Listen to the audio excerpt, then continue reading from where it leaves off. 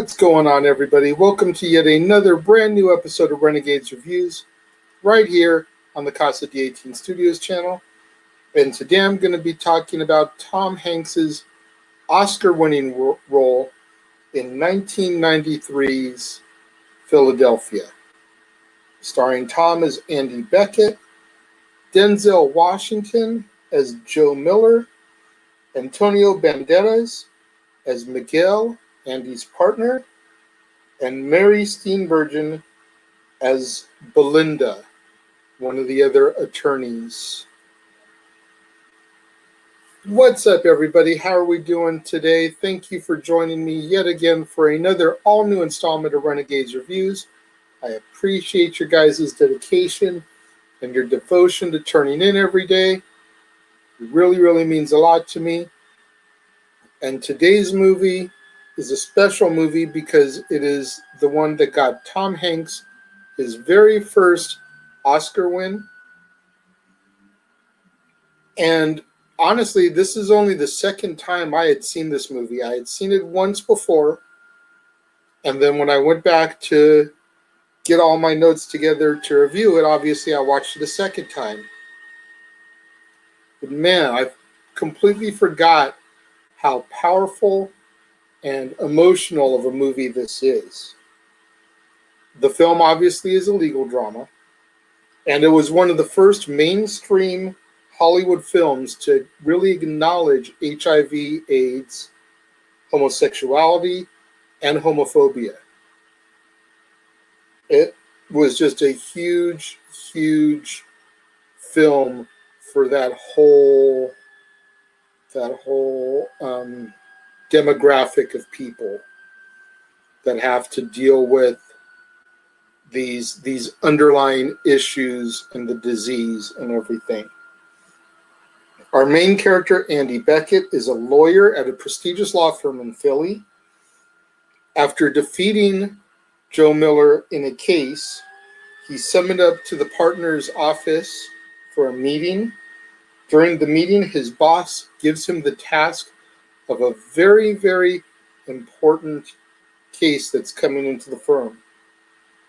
And they also very sneakily just kind of slip in the fact that he's being made a senior associate for the firm.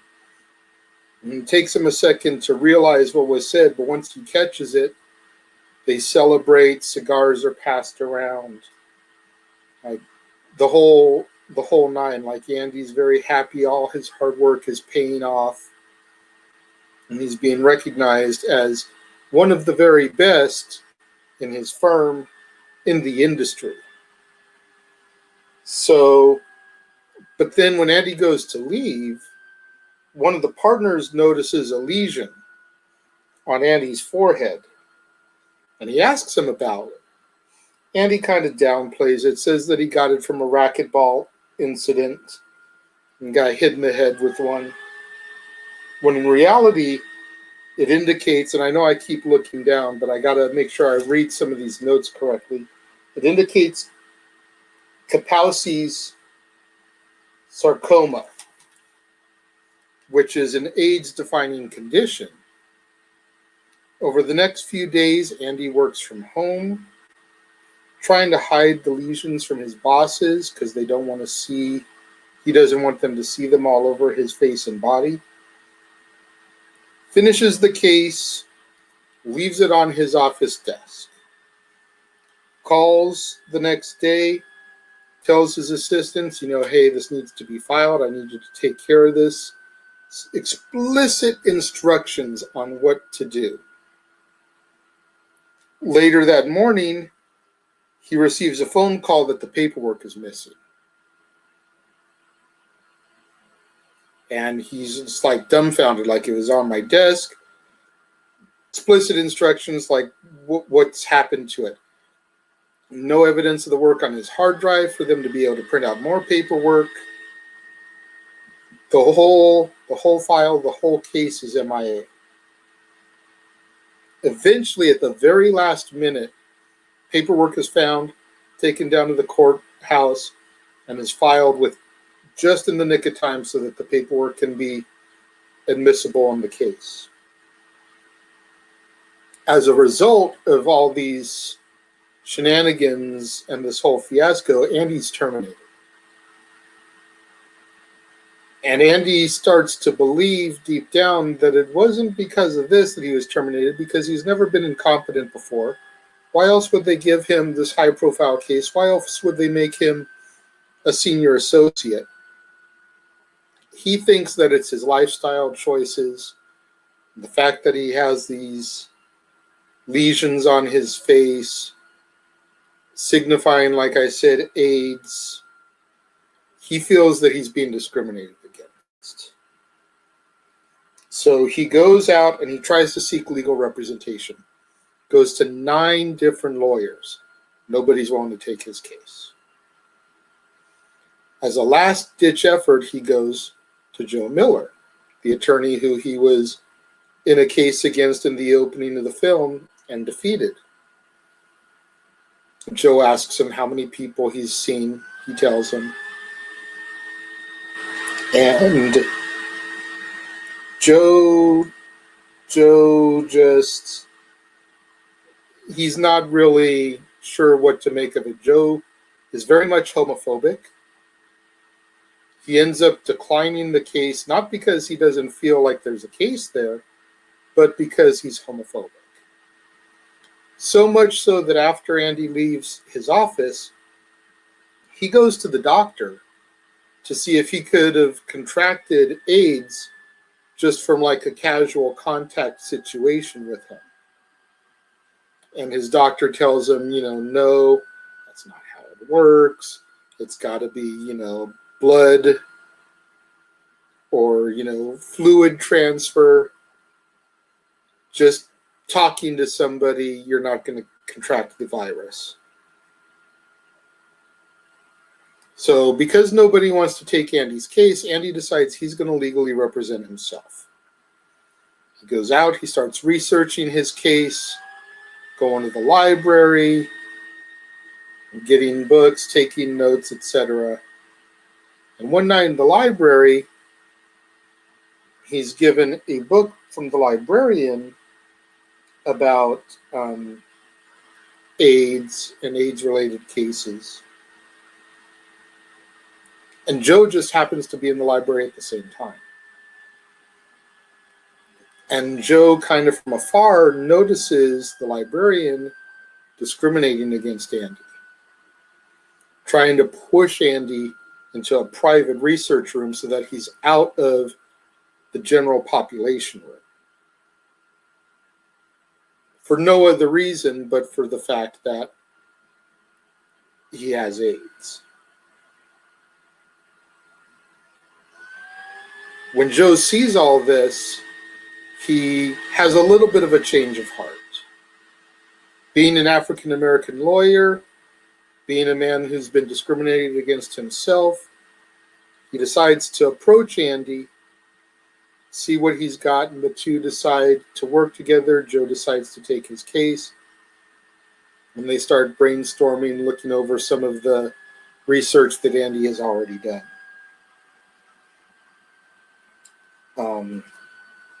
As the case goes to trial, each of the partners obviously takes the stand to try to give their version of what happened. And one of the gentlemen, Walter Kenton, acknowledges the fact that he had worked with somebody prior who had contracted AIDS after a blood transfusion. And he goes as far as to say that she was an innocent victim, unlike Andy, whose lifestyle choices is what caused him to contract the disease. His conscious lifestyle choices. So Walter, again, being painted very homophobic, he said that he didn't recognize the lesions, which at this point had disappeared off of Andy's body. That, he didn't see them, and that he couldn't identify that as an AIDS thing, even though he had worked with somebody else who had contracted the virus. And so Joe asks Andy to unbutton his shirt to show the lesions on his body, thereby proving the fact that number one, the lesions were very much visible, that number two, they would have been very much noticeable to anybody with the naked eye. They could see these marks, even if they didn't necessarily know what they were, you could see that something was up. And the fact that he had encountered somebody basically proved that, yes, you see these, you know exactly what they are. As the trial progresses, Joe's homophobia begins to disappear. And he actually forms a really genuine bond with Andy. They end up relating over a bunch of things. Andy even gets Joe to go to a gay party and just kind of let loose for a little bit. During one day in the trial, Andy collapses. He's just become so weak, such a shell of his former self, so exhausted. The disease is just kicking his butt so bad that he collapses in court.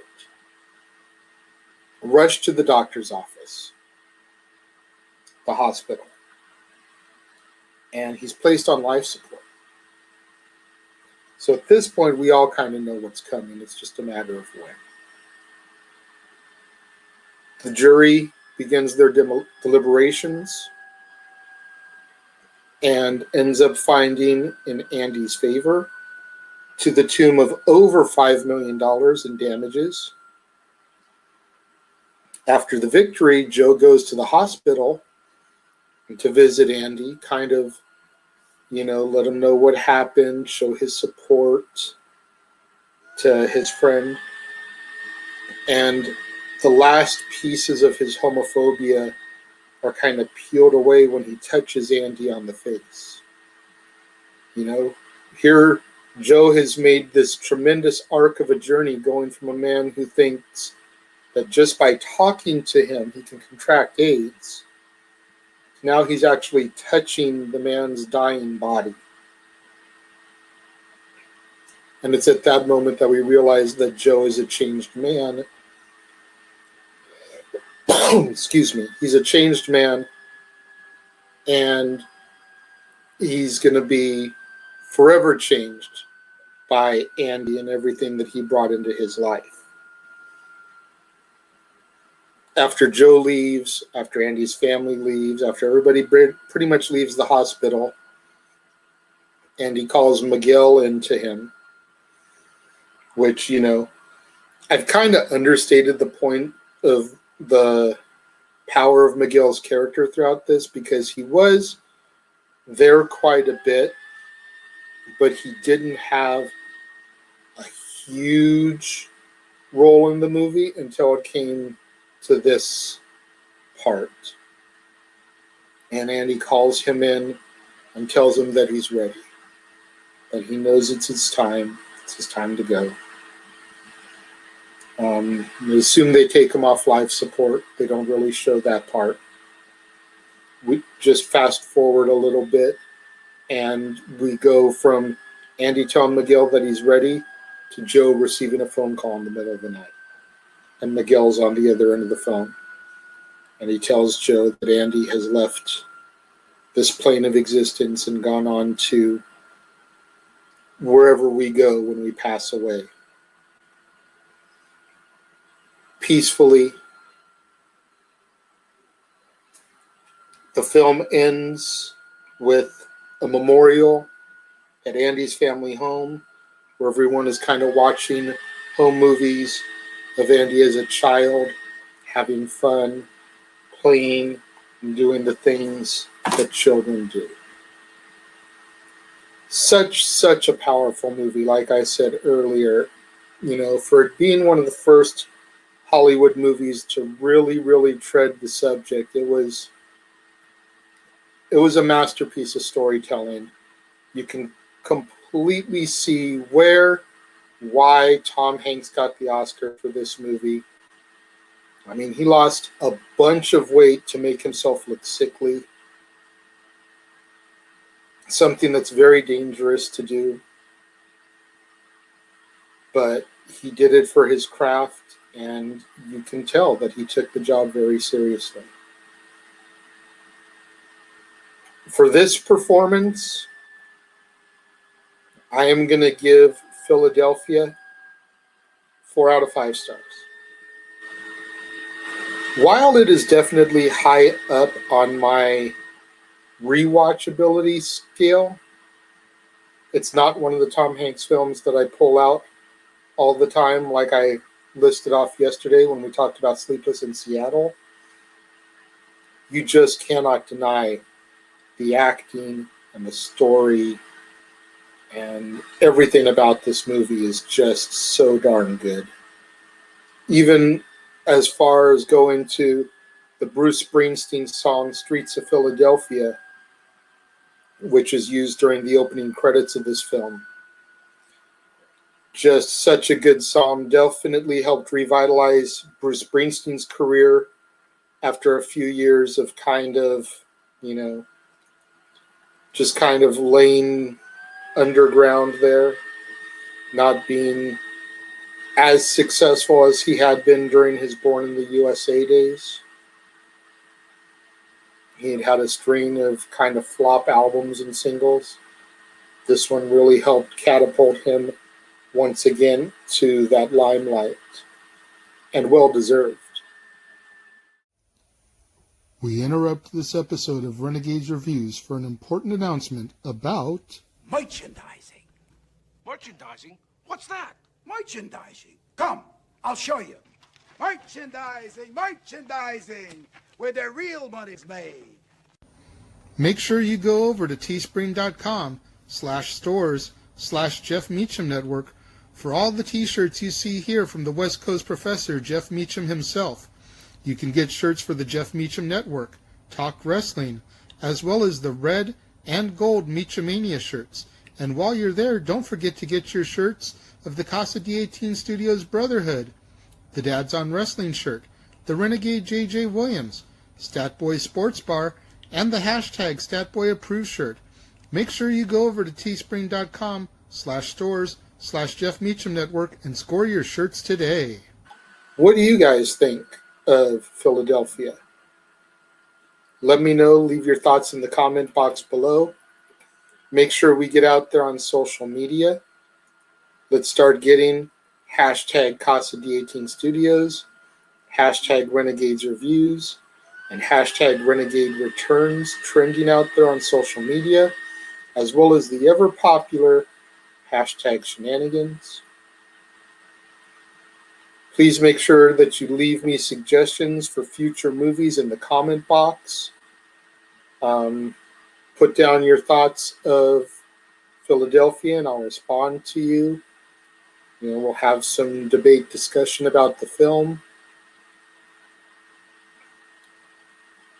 But yeah, let's get out there. Let's put some of these hashtags out there for the world to see. Get me some suggestions.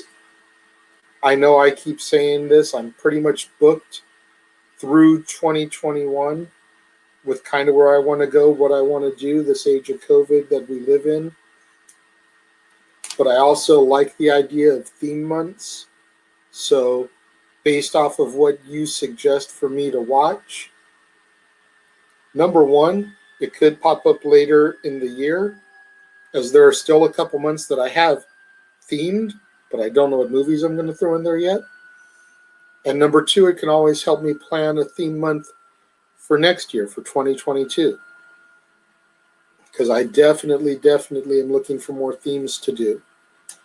More actors and actresses to feature for a month like I'm doing for Tom Hanks. I have Netflix at my disposal. I have Vudu at my disposal. I have Disney Plus. I have Redbox. I've got Crackle. I've got Tubi.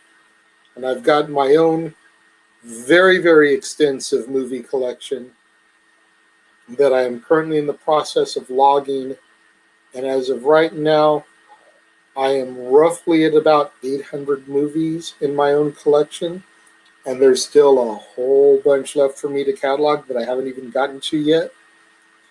So by the time I'm done, I'll easily be over 1,000, maybe close to 1,200 movies in my own personal collection. So, needless to say, there is a lot of room for suggestion and for other ideas and topics for me to delve into. Once we get the okay from the governor and the state opens up, I will be doing a double feature day once a week, and when I can get out to the movie theaters again, it'll feature a new release movie that I've seen in theaters along with whatever the themed movie is for the day. So be on the lookout for that. It's very possible that's already started on the channel. I don't know because, as you know, I film way in advance.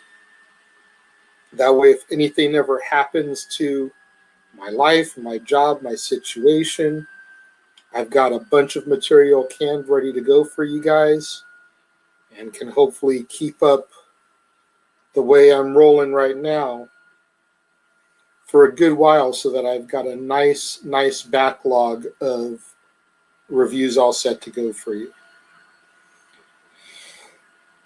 So, with that being said, until next time, right here on the Casa D18 Studios channel, when I bring you a brand new episode of Renegades Reviews, where we'll be talking about Apollo 13, starring Tom Hanks, Kevin Bacon, Bill Paxton, Gary Sinise, Ed Harris, and others.